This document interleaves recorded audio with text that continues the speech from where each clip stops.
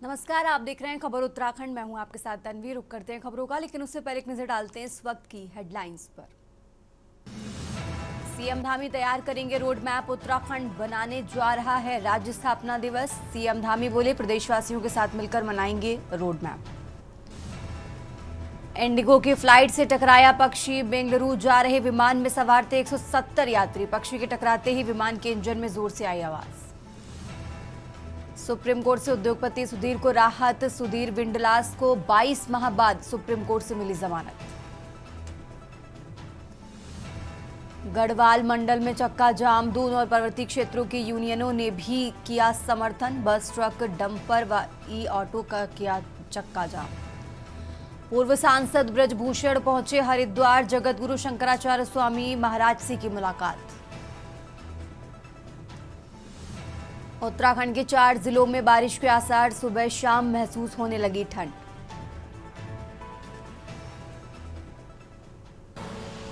आप देख रहे हैं के न्यूज, खबरों का सारथी। और चलिए अब रुक करते हैं खबरों का। खबर उत्तरकाशी से है, जहां सुबह मोरी तहसील अंतर्गत ग्राम जखोल वाले निवासी 33 वर्षीय रणदेव सिंह पुत्र चतर सिंह गानकुपड़ा में पेड़ पर चढ़कर भेड़ बकरियों के लिए पत्तियां तोड़ रहा था। इसी दौरान वो अचानक पेड़ से नीचे आ गिरा। ऊंचे पेड़ से गिरने की वजह से रणदेव गंभीर रूप से घायल हो गया है। मामले की जानकारी पाकर अधिकारियों ने घायल को हेली के माध्यम से अस्पताल पहुंचाया। हेलीपैड से एम्बुलेंस के माध्यम से घायल को दून अस्पताल पहुंचाकर इलाज मुहैया कराया गया।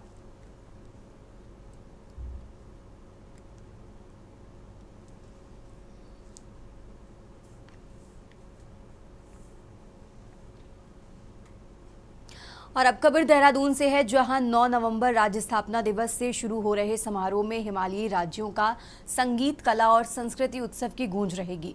संस्कृति विभाग के सचिव युगल किशोर पंत ने बताया कि 1 से 9 नवंबर तक आयोजित समारोह राज्य की लोक संस्कृति से जीवंत होगा।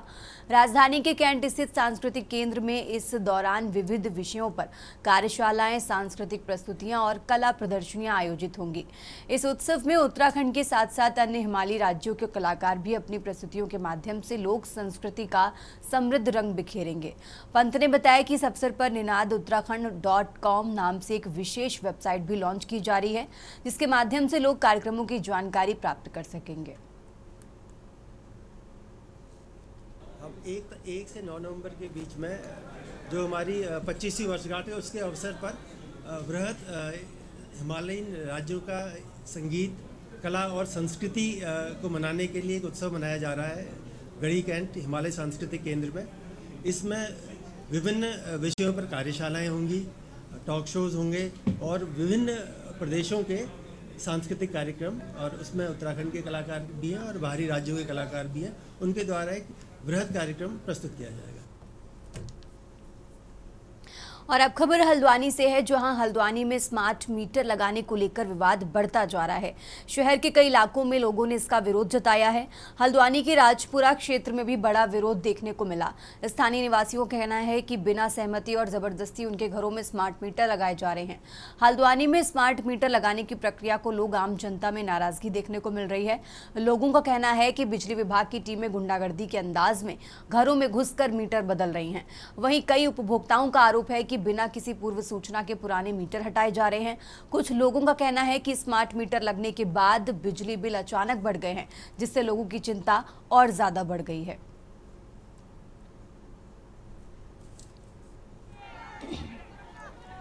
हम ये चाहते हैं कि ये चीज बिल्कुल ना लगे। स्मार्ट मीटर के नाम पे ये धोखाधड़ी हो रही है, क्योंकि ये मीटर लगने से कोई कह रहा है 2 लाख रुपए बिल आ रहा है, कोई कह रहा है 2,000 रुपए के बजाय 4-10 हजार रुपए बिल आ रहा है। यहाँ की सारी गरीब जनता है, कहाँ से इतना इनका वो करेगी। और दूसरी बात, अगर कोई चीज है सरकार करेगी ना उस चीज को। जैसा भारत सरकार निर्देश दे रही है कि यहाँ पे स्मार्ट मीटर लगने चाहिए, लेकिन भारत सरकार के जो लोग यहाँ पर लगा रहे हैं उन्होंने नहीं बताया कि इसके क्या फीचर्स हैं, क्या इसके गुण हैं, क्या इसके दोष है। यहाँ के लोगों में भ्रम है और ना ही कभी इन्होंने आकर हमें बताया कि इससे क्या क्या आप लोगों को फायदे हैं। लगातार इसके बिल बहुत अत्यधिक आ रहे हैं। लोगों में विरोध तो है, लेकिन ये है कि आपको इन्हें शायद बहमी के कारण की दिक्कत हो रही है कि बिल ज़्यादा आएगा, लेकिन मैं इन्हें आश्वस्त करना चाहता हूँ कि ऐसे कोई भी समस्या का वो नहीं करना पड़ेगा। कोई किसी का बिल भी ज़्यादा नहीं आएगा, जो भी आपका कंजम्पशन है उसी के हिसाब से बिलों का वो होगा। पे जरूर आ रही है। नहीं, इसी के लिए स्मार्ट मीटर का प्रोविजन किया गया है, इससे जाके बिल जो टाइमली आए। मैं ऊपर बैठी थी, मेरे को पता भी नीचे खटपट हो रही, मैं नीचे आई देखूं तो नीचे मीटर तोड़ ताड़ के डाल रखा, सब मीटर लगा रहे हैं। अगर परिवार की सहमति होगी, घर वाले की होगी नहीं, अपनी जबरदस्ती से लगा देंगे, जबरदस्ती बगैर पूछा, और फिर भी हटा ही नहीं रहे। कहने हमारा ये कहना मतलब है शुरुआत से लगाओ, बीच में से नहीं लगाने देंगे। और अब खबर विकासनगर से है, जहां राज्य सरकार सूचना एवं लोक संपर्क विभाग और संस्कृति विभाग के सहयोग से केंद्र व राज्य सरकारों द्वारा संचालित जन कल्याणकारी योजनाओं को जन जन तक पहुंचाने के लिए जन जागरूकता अभियान चला रहा है। इसी क्रम में सूचना एवं लोक संपर्क विभाग के सहयोग से धाती माटी समिति से जुड़े लोग कलाकार ग्रामीण क्षेत्रों में नुक्कड़ नाटक व लोकगीतों के माध्यम से न केवल केंद्र व राज्य सरकार की योजनाओं को जन जन तक पहुँचाने का काम कर रहे हैं, बल्कि इन लोक कलाकारों के जरिए ग्रामीण और लाभार्थी किस तरह इन योजनाओं का लाभ उठा रहे हैं, उसके लिए भी जागरूक किया जा रहा है। इस अभियान का हिस्सा बने लोक कलाकारों का कहना है कि स्थानीय बोली भाषा में लोगों को जन कल्याणकारी योजनाओं के बारे में जानकारी देकर उन्हें जागरूक किया जा रहा है।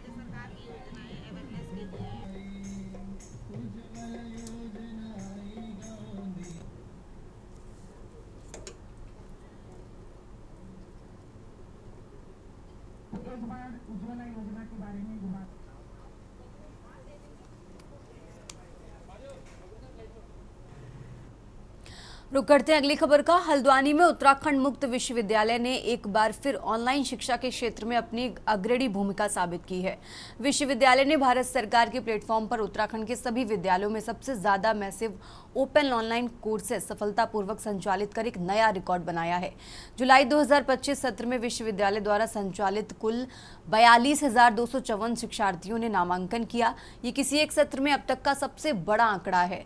साइबर सुरक्षा, digital forensic, web technology, management education और लाइफ स्किल्स जैसे विषयों पर आधारित ये कोर्स विश्वविद्यालय की डिजिटल नवाचार क्षमता को दर्शाते हैं।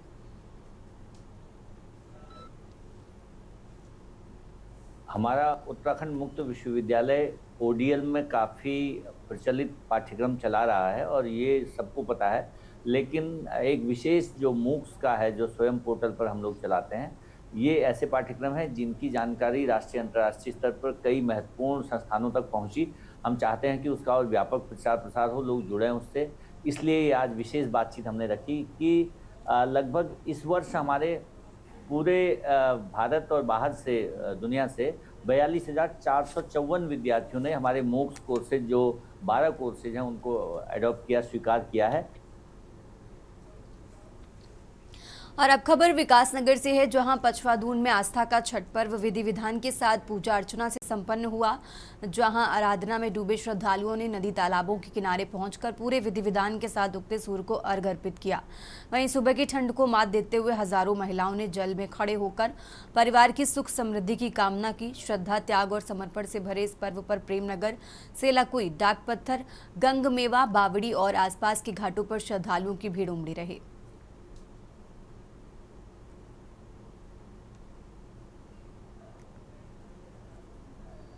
हमारे देश का सनातन का लोक पर्व है और देशवासियों को, प्रदेशवासियों को, क्षेत्रवासियों को छठ पूजा की सबको बहुत बधाई है। भगवान सूर्य देव और माँ छठी मैया की आराधना का ये दिन है। अभी सूर्योदय के साथ ये पूजा संपन्न होगी। मैं प्रार्थना करता हूँ कि सदैव सूर्य देव और माँ छठ मैया की कृपा सब पर बनी रहे। सबको ढेर सारी शुभकामनाएं देता हूं। बहुत बहुत बधाई, शुभकामनाएं। रुक करते अगली खबर का। खबर उत्तरकाशी जिले के विकासखंड नौगांव के तुनालका गांव की बेटी किरण रौतेला उत्तराखंड क्रिकेट एसोसिएशन के सचिव चुने जाने के बाद पहली बार अपने मूल गांव तुनालका पहुंचने पर गांव के लोगों ने उनका भव्य स्वागत किया। ये पल उत्तरकाशी जिले के लिए गौरव का पल है। यमुनोत्री राजमार्ग पर नौगांव से मात्र 3 किलोमीटर की दूरी पर बसा एक खूबसूरत गांव तुनालका है। किरण रौतेला के पिता केदार सिंह रौतेला एक निजी कंपनी हाईवे में पहले बस कंडक्टर और फिर मैनेजर के रूप में कंपनी का काम संभाला। प्राइवेट नौकरी में 28 साल बीत जाने के बाद एक दिन कंपनी के मालिक अजय गर्ग के साथ कहीं जा रहे थे, तभी अजय ने बातों बातों में कहा कि पहाड़ के लोग सिर्फ नौकरी से संतुष्ट हो जाते हैं, जबकि पहाड़ों पर होटल व्यवसाय और पर्यटन की भरपूर संभावनाएं हैं, इसलिए इस व्यवसाय का भविष्य काफी उज्जवल है। अजय गर्ग की बात केदार सिंह के दिल में गहरी बैठ गई। उनका होटल व्यवसाय भी अच्छा खासा अब चल रहा है।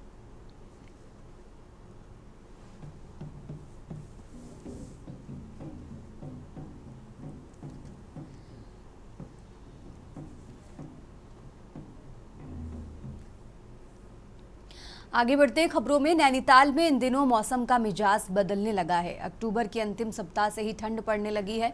इसको देखते हुए वैज्ञानिक इस बार कड़ाके की ठंड और अधिक बर्फबारी की उम्मीद जता रहे हैं। वहीं नैनीताल पहुंचे पर्यटकों को भी ठंड से बचने के लिए गर्म कपड़ों का सहारा लेना पड़ रहा है। वैज्ञानिक भी लानीला के प्रभाव के चलते कड़ाके की ठंड के साथ बर्फबारी होने की संभावना जता रहे हैं। आपको बता दें कि बीते साल ठंड देर से शुरू होने के चलते 9 दिसंबर 2024 को नैनीताल के ऊंचाई वाले क्षेत्रों में पहली बर्फबारी हुई थी। वहीं 12 जनवरी 2025 को सीजन की दूसरी बर्फबारी हुई थी। लेकिन इस साल अक्टूबर माह में भी ठंड बढ़ने के चलते लोग आने वाले महीनों में कड़ाके की ठंड व बर्फबारी की संभावना जता रहे हैं। सब लोग टीवी कर रहे हैं, ठंड थोड़ी सी जल्दी आ गई है और इस बार संभावना है कि ठंड शायद ज़्यादा पड़े, ये हमारा सोचना है। एग्जैक्ट प्रिडिक्शन करना थोड़ा सा मुश्किल होगा कि कब से एकदम ठंड बढ़ेगी, क्या होगा, लेकिन हाँ एक ओवरऑल जो एटमॉस्फेरिक प्रोसेस के हिसाब से ठंड इस बार ज़्यादा पड़ेगी और ऐसा मेरा सोचना है कि उसका असर बर्फबारी पे भी दिखाई देगा। ठंड है पर सहने लायक, बहुत ही अच्छा वेदर है। यात्री लोग को मैं निवेदन करूंगा कि आए नैनीताल में घूमें। जो ठंड है वो सहने लायक है, बहुत ही अच्छा मौसम है। कल धूप निकला था, धूप थोड़ा कम है, फिर भी अच्छा लग रहा है। हम लोग अभी पूरा लेक में वो करके आए, नाव चला के आए, तो ठीक है। पानी में भी हाथ डाला, पानी भी सहने लायक। कल के अपेक्षा आज ज़्यादा ठंड है। और अब खबर लक्सर से है, जहां लक्सर चीनी मिल प्रबंधन की तरफ से कराई जा रही अंतर्राज्यीय वॉलीबॉल प्रतियोगिता समाप्त हो गई है। प्रतियोगिता के अंतिम दिन इंडियन रेलवे व भारतीय कस्टम विभाग की टीम के बीच बेस्ट ऑफ 5 का फाइनल मुकाबला खेला गया। शुगर मिल के जीएम एसपी सिंह ने दोनों टीमों का परिचय लेते हुए प्रतियोगिता शुरू कराई। उन्होंने कहा कि युवा पीढ़ी की रुचि खेलों की तरफ बढ़ाई जानी चाहिए। इसका सबसे बड़ा एक फायदा है, खिलाड़ी कभी नशे की लत की तरफ ध्यान नहीं देता। फाइनल मुकाबले में बेस्ट ऑफ 5 मैच होने थे, लेकिन कस्टम विभाग की टीम पहले 3 मैच जीतकर विजेता बनी। इसके बाद स्पोर्ट्स कमेटी अध्यक्ष शेर सिंह ने दोनों टीमों को ट्रॉफी और पुरस्कार दिया।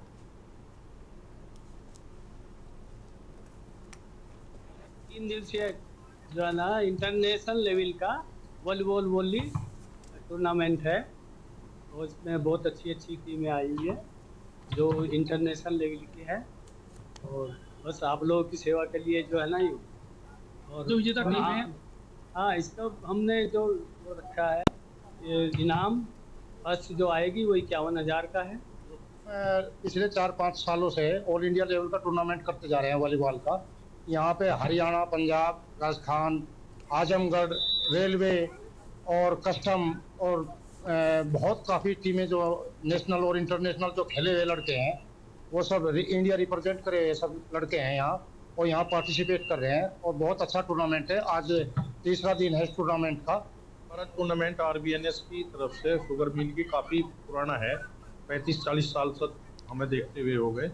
अब जीएम साहब आ गए, इन्होंने इनके चर कमनों से काफ़ी इनके सहयोग से ये स्टेडियम बन गया है यहाँ और हमारा मोटिव यही है कि हमारी जो युवा पीढ़ी है वो नशे की तरफ ना जा करके खेल की तरफ अग्रसर रहे।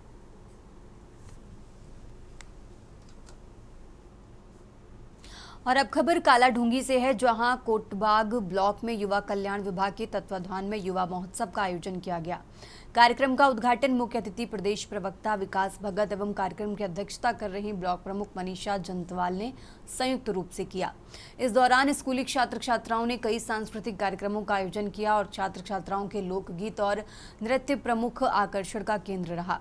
वहीं क्षेत्रीय युवा कल्याण अधिकारी बीना जोशी ने बताया कि इस कार्यक्रम का उद्देश्य हमारे युवाओं को जमीनी स्तर से उठाकर देश के बड़े बड़े मंचों तक पहुंचाने का मार्ग प्रदान करना एवं हमारे उत्तराखंड की संस्कृति का प्रचार प्रसार करना भी है।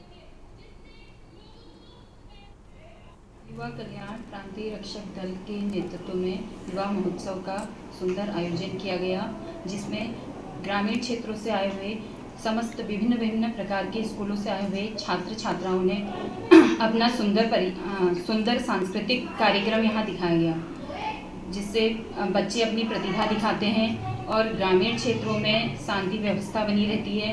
मैं क्षेत्रीय युवा कल्याण अधिकारी कोटाबाग और हम युवा महोत्सव का आयोजन करते हैं। हर साल 12 जनवरी को राष्ट्रीय युवा महोत्सव होता है। उससे पहले इस तरह से क्षेत्रीय लेवल से, मतलब ग्राउंड लेवल से जो प्रतिभाएं हैं उनको नेशनल लेवल तक पहुंचाने के लिए इस तरह से आयोजन किए जाते हैं। तो आज हमने ब्लॉक लेवल पे किया है। हर ब्लॉक में होते हैं युवा महोत्सव के आयोजन, और ब्लॉक लेवल के बाद फिर जिले स्तरीय होती है ये प्रतियोगिता।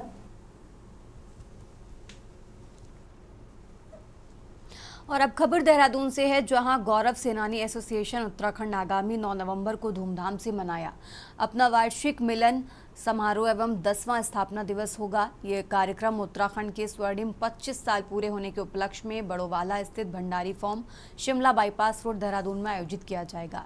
कार्यक्रम में उत्तराखंड आंदोलन के वीर अमर शहीदों को श्रद्धांजलि दी जाएगी तथा वीर नारियों और अवार्ड विजेताओं का सम्मान भी किया जाएगा।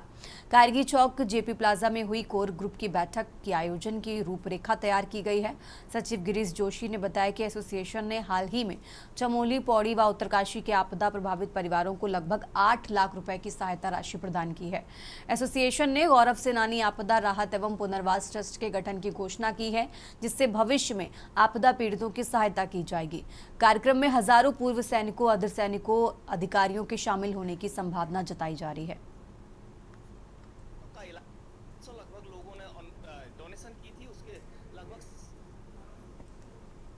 खबरों का सिलसिला लगातार जारी है। फिलहाल यहाँ रुकेंगे एक छोटे से ब्रेक के लिए। आप देख रहे हैं के न्यूज़, खबरों का सारथी। ब्रेक से वापस आ चुके हैं, रुक करते हैं खबरों का। उत्तराखंड में अब सफर करना महंगा होगा। राज्य सरकार जल्द ही बाहर से आने वाले निजी वाहनों से भी ग्रीन टैक्स वसूलने की तैयारी में है।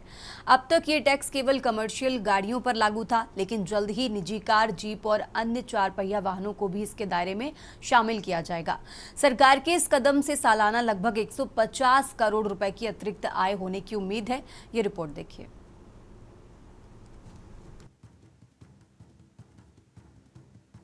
उत्तराखंड में प्रवेश करने वाले बाहरी राज्यों के वाहन चालकों को अब जेब ढीली करनी होगी। राज्य सरकार की दिसंबर माह से बाहरी वाहनों पर ग्रीन सेस यानी एंट्री टैक्स लगाने जा रही है। सरकार का कहना है कि यह कदम राज्य में प्रदूषण नियंत्रण और सड़क सुरक्षा को बेहतर बनाने के लिए उठाया गया है। बाहरी राज्यों के वाहनों को उत्तराखंड में प्रवेश करने पर एंट्री टैक्स देना होगा। सरकार ने इस टैक्स को ग्रीन सेस का नाम दिया है। राज्य सरकार ने इस बाबत आदेश जारी कर दिया है। अब तैयारी अंतिम चरण में है और अपर आयुक्त परिवहन SK सिंह का कहना है कि दिसंबर माह में ग्रीन सेस लेना शुरू कर दिया जाएगा। दूसरे राज्य से आने वाली हर गाड़ी की फास्टैग से ऑटोमेटिक वसूली होगी। ये सारी प्रक्रिया ANPR कैमरों की नजर में रहेगी। इस ग्रीन सेस से 100 से 150 करोड़ रुपए सालाना राजस्व प्राप्त होने का अनुमान है। इस पूरी प्रक्रिया को पारदर्शी और आधुनिक बनाने के लिए परिवहन विभाग ने एक निजी कंपनी से करार किया है, जो राज्य की सीमाओं पर 16 स्थानों पर लगे ऑटोमेटेड नंबर प्लेट रिग्रेशन यानी ANPR कैमरों के जरिए बाहर से आने वाले वाहनों की पहचान करेगी।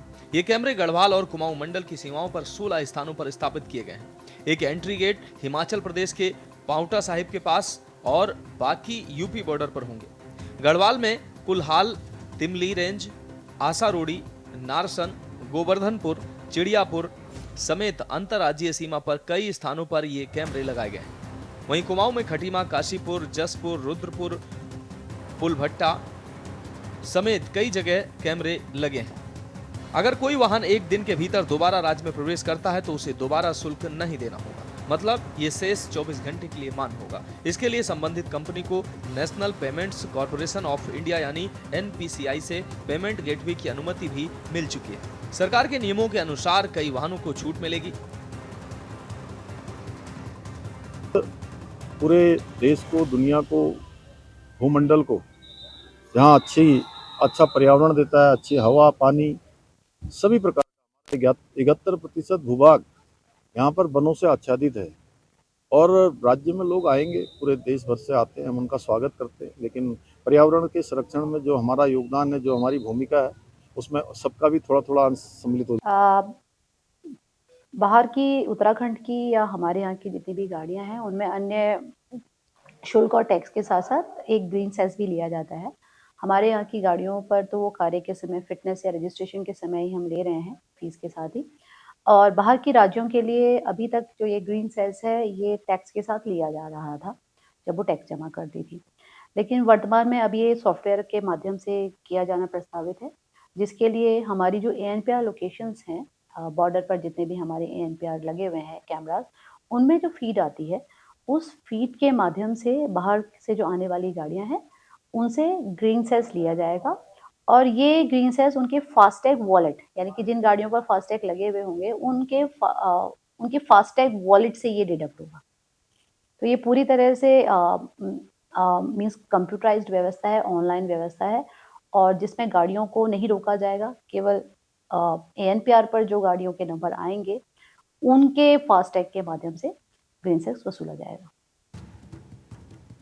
दूसरे राज्यों से आने वाले दोपहिया, इलेक्ट्रिक और CNG वाहन को पूरी तरह से छूट दी जाएगी। सरकारी वाहन, एम्बुलेंस और अग्निशमन वाहन को भी इस शुल्क से अलग रखा गया है। परिवहन विभाग ने वाहनों की श्रेणी के अनुसार शेष दरें तय की है। 4 पहिया वाहनों पर 80 रुपए, डिलीवरी वैन 250 रुपए, भारी वाहनों पर 120 रुपए प्रतिदिन, बस 140 रुपए, ट्रक साइज के हिसाब से टैक्स लिया जाएगा जो 140 से 700 रुपए तक होगा। वहीं दूसरे राज्यों से आने वाले दोपहिया, इलेक्ट्रिक और CNG वाहनों को पूरी तरह छूट दी जाएगी। सरकारी वाहन, एम्बुलेंस और अग्निशमन वाहन को भी इस शुल्क से अलग रखा गया है। परिवहन विभाग ने वाहनों की श्रेणी के अनुसार शेष दरें तय की हैं, जिसमें 4 पहिया वाहनों पर 80 रुपए, डिलीवरी वैन 250, भारी वाहनों पर 120 प्रतिदिन, बस 140 रुपए, ट्रक साइज के हिसाब से टैक्स लिया जाएगा जो 140 से 700 तक होगा। सरकार का कहना है कि इस ग्रीन सेस से जुटाई गई राशि का इस्तेमाल एयर पॉल्यूशन कंट्रोल, सड़क सुरक्षा और शहरी परिवहन में सुधार के लिए किया जाएगा। ये कदम राज्य की स्वच्छ और सुरक्षित यातायात नीति को मजबूती देगा। गौरतलब है कि उत्तराखंड से पहले हिमाचल प्रदेश में भी निजी वाहनों से एंट्री टैक्स के रूप में ऐसा शुल्क लिया जा रहा है। अब देवभूमि भी उसी राह पर आगे बढ़ रही है। वहीं प्रदेश के विपक्ष ने ग्रीन टैक्स लगाने का तो समर्थन किया, लेकिन बाहरी राज्यों से जो गाड़ियां आती हैं उनकी न तो फिटनेस चेक होती है, न ही ड्राइवर का अनुभव, जिसके चलते पहाड़ों पर आए दिन दुर्घटनाएं होती रहती हैं, जिसमें कई जान भी चली जाती हैं। सरकार को इस पर भी कठोर कदम उठाने की जरूरत है। इसमें जो 80 रुपये हमारा LME गाड़ी के लिए है, बाकी जो हमारे ट्रक्स हो गए, MGV हो गए, उनकी कैटेगरी वाइज है, एक्सल वेट के हिसाब से है। और एग्जेम्प्टेड गाड़ियों की हम बात करें तो बाहरी राज्य की 2 व्हीलर, 3 व्हीलर, आपकी स्टेट और सेंट्रल गवर्नमेंट की गाड़ियाँ, एम्बुलेंसेज हो गई, इलेक्ट्रिक व्हीकल हो गई, हाइब्रिड गाड़ियाँ हो गई, ये सारी गाड़ियाँ एग्जेम्प्टेड। उत्तराखंड सरकार पर्यावरण को संरक्षित रखने के लिए ग्रीन सेस लगाने की बात कर रही है। उत्तराखंड जो प्रदेश है ये टूरिस्ट प्रदेश है। यहाँ पे लाखों लोग यहाँ पर आते हैं और यहाँ के युवाओं को और उत्तराखंड वासियों को रोजगार देते हैं। यहाँ की आजीविका 50% जो हमारे टूरिस्ट पे उस पर आधारित है। ग्रीन सेस आप लगा रहे हैं, सरकार को ये बताना चाहिए कि आज से पहले जो सरकार ने टैक्स लिया उसका उपयोग कहाँ पे किया गया, पर्यावरण संरक्षित करने के लिए आपने कहाँ पे पैसे का इस्तेमाल किया, क्या नदियों को संरक्षित किया गया, जो धड़ल्ले से प्रदेश के अंदर खनन हो रहे हैं उस पर आप लोगों ने कोई कार्रवाई की, कितने आपने यहाँ पे पेड़ लगाए, कितने जो टैक्स है लिया गया था उसका उपयोग आप लोगों ने किया। सरकार ग्रीन सेस क्यों लगाती है? ग्रीन सेस के साथ साथ ये क्यों नहीं कहती कि जिस तरीके से पहाड़ों में गाड़ियों का एक्सीडेंट हो रहा है, बाहर के आदमी बहुत आए गाड़ी लेकर आते हैं, उन्हें पहाड़ का अनुभव होता नहीं है, फिर आकस्मिक दुर्घटनाएं होती हैं। इन गाड़ियों को गुरुकुल नर्सन से आगे नहीं आने देना चाहिए और लोकल ड्राइवरों से पहाड़ में गाड़ी चलवानी चाहिए।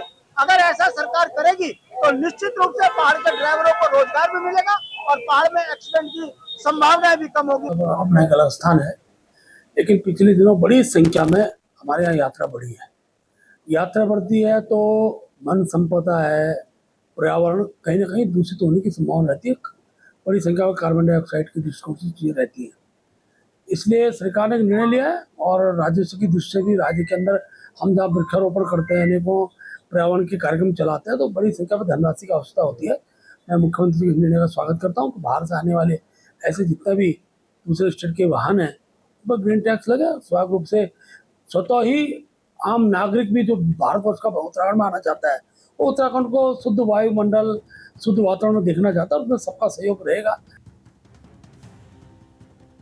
अब ग्रीन सेस के रूप में बाहरी वाहनों को उत्तराखंड में प्रवेश के लिए शुल्क देना ही होगा। सरकार का ये दावा और कदम पर्यावरण संरक्षण और आधुनिक यातायात व्यवस्था की दिशा में एक बड़ा परिवर्तन साबित होता है, या जनता पर एक और आर्थिक बोझ बनकर रह जाएगा। क्या ग्रीन सेस वसूली से पर्यावरण पर भी ध्यान दिया जाएगा? ऐसे कई सवाल हैं जिसका जवाब अब आने वाले समय पर ही साफ हो पाएगा। Uttarakhand desk report.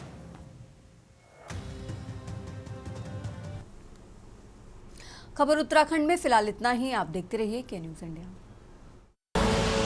आप देख रहे हैं के न्यूज, खबरों का सारथी।